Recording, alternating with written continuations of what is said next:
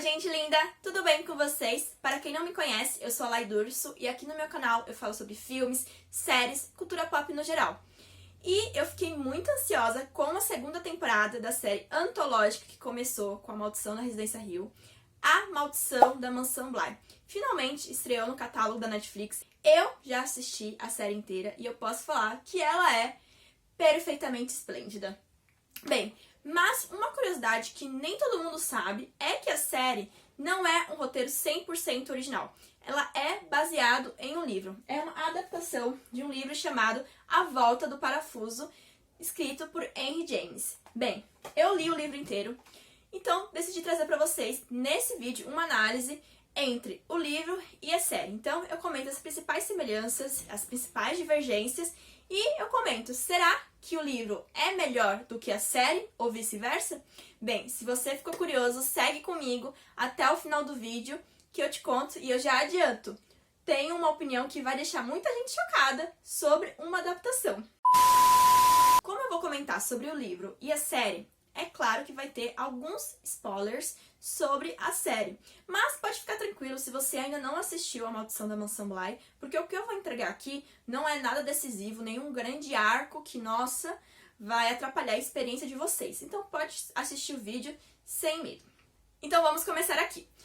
O livro, ele foi escrito pelo Henry James e ele é também, assim como a série, um terror psicológico. E, bem, falando das especificações do livro em si, essa minha edição é bem pequenininha, tem 137 páginas, é muito tranquilo de ler esse livro. Eu confesso que eu comprei ele no ensino médio, há um tempinho atrás. Eu ia fazer um trabalho para uma aula, eu acho que português, e precisei ler o livro, fiz um projeto, analisei todo o livro de cabo a rabo. Mas não foi um livro que me marcou tanto, porque eu nem lembrava mais da história. Passados anos, eu descobri, que A Maldição da Mansão Bly iria ser baseada, inspirada nesse livro. Então eu falei, poxa, vou ler o livro. Eu comecei a ler e não consegui passar li umas 40 páginas e não consegui ler mais o livro, assim, não tava curtindo tanto, fiquei desmotivada. E ainda bem que eu não terminei de ler o livro antes de assistir a série. Porque se eu tivesse terminado, provavelmente eu não teria assistido a série, porque eu iria pensar, se for muito como livro, melhor nem ver, assim, porque esse é um dos pouquíssimos casos que, assim, eu digo que a adaptação, a série, tem de fato uma história muito, muito melhor do que o próprio livro. Não que seja um livro ruim, não é um livro ruim, mas assim, é um livro curto, não tem grandes desenvolvimentos, porque, enfim, é uma história curta, vocês vão entender de acordo com a minha análise aqui. Já a série, ela tem um desenvolvimento muito maior do que o livro. Mas vamos começar aqui, eu vou explicar ponto por ponto para vocês entenderem o que eu quero dizer que quando eu falo que a série é melhor do que o livro, na minha opinião. Claramente, o livro foi uma inspiração para a série, mas assim, não dá nem pra falar que é uma... Dá pra falar que é uma adaptação, mas assim, tem uma inspiração, mas não é fiel ao livro de forma alguma. Assim, não é o intuito da série, Tanto que o nome da série não é A Volta do Parafuso, Mas sim A Maldição da Mansão Bly. Explicando o título pra vocês, por que se chama A Volta do Parafuso? Justamente pelas voltas que um parafuso faz, Pensa quando mais um parafuso vai, aquela volta interminável que o parafuso faz.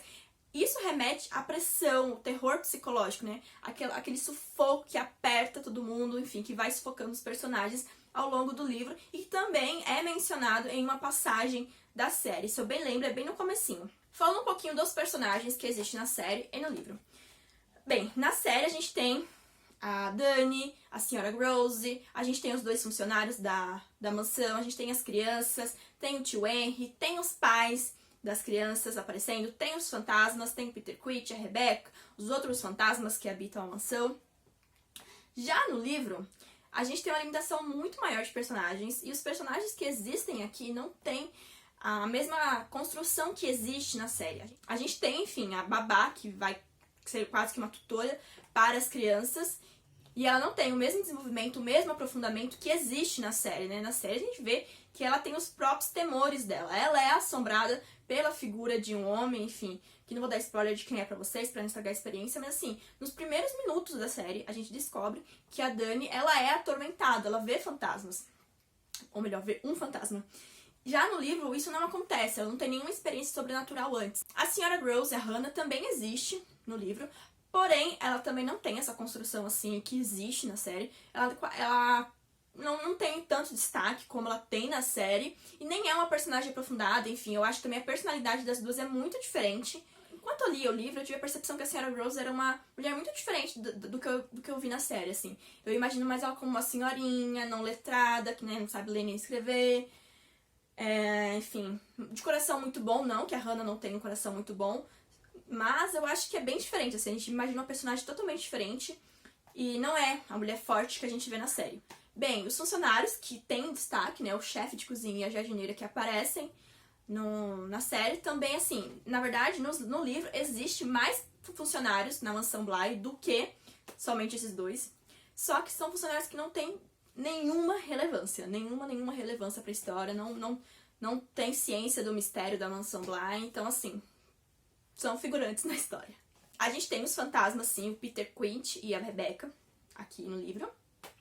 Mas são os únicos fantasmas que existem no livro. E na série a gente sabe pelo próprio trailer que existem muitos outros fantasmas. Então, aqui não tem muito fantasma, só tem 2 assombrações. E a gente também não tem a história deles sendo contada tão bem detalhada como é na série. Aqui a gente tem, assim, a gente descobre o porquê, enfim... A gente descobre quem são eles, a história por trás da morte deles de fato, assim, é tudo muito suposição do que aconteceu com eles. Eles também têm um relacionamento, assim como na série, mas não é desenvolvido aqui no livro, como é desenvolvido na série. Ou seja, até o momento, estou falando pra vocês, assim, quase todos os personagens têm um desenvolvimento muito maior na série do que tem no livro. Um detalhe que eu acho muito importante sobre o livro e a série é que eles se passam em épocas diferentes. Na série, enquanto ela é ambientada principalmente na década de 80, tem uma parte também em 2007, o livro em si eu não consegui localizar, assim, quando se passa. O livro foi escrito em 1898, mas eu não sei o ano exato em que a história se passa. Eu acredito que possa ser no século XIX, de fato, enfim. Mas não é na década de 80, isso eu tenho certeza, porque fala de carruagem, então assim, é realmente outra época. Bem, agora falando dos arcos que são muito diferentes em relação ao livro e à série. Bem, eu acho que um ponto muito importante é a personalidade da Dani. A babá no livro é bem diferente, assim, da personagem que a gente vê na série. E uma coisa que no livro até me incomoda, assim, é a devoção que ela tem às crianças, enfim, não que ela não tenha na série, mas é uma devoção extrema que ela tem no livro. E também ao Henry, né, o tio Henry, que é quem contratou ela.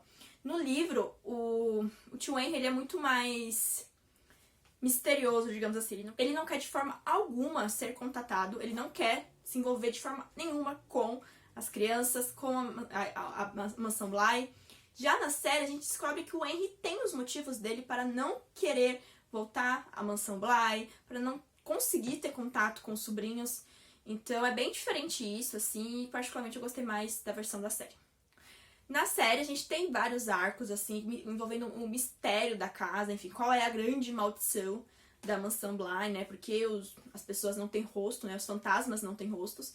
E no livro, a gente, como eu já falei, não tem nenhum fantasma, só tem o Peter e a Rebecca, então é isso, só vai ter eles dois. Bem, pra quem assistiu a série sabe que existe muitas paixões ali, e, enfim, namoricos, e, enfim, amores que não são exalados, né, não são externalizados, mas não existe romance no livro.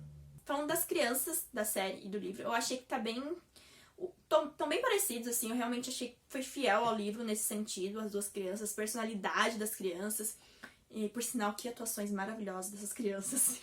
E o Miles, ele realmente parece muito com o garoto que é descrito no livro, e uma diferença é que no livro ele já está possuído pelo Peter.